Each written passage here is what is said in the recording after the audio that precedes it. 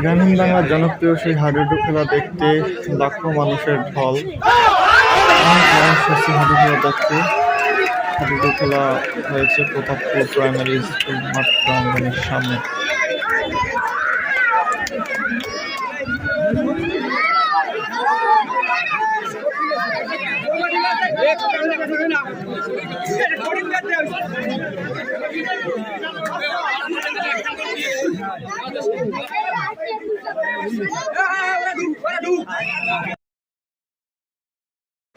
গ্রামীণ বাংলার জনপ্রিয় সেই হাডুডু খেলা দেখতে লাখো মানুষের ঢল। হাডুডু খেলা দেখতে হাডুডু খেলা হয়েছে প্রতাপপুর প্রাইমারি স্কুল মাঠ প্রাঙ্গণের সামনে।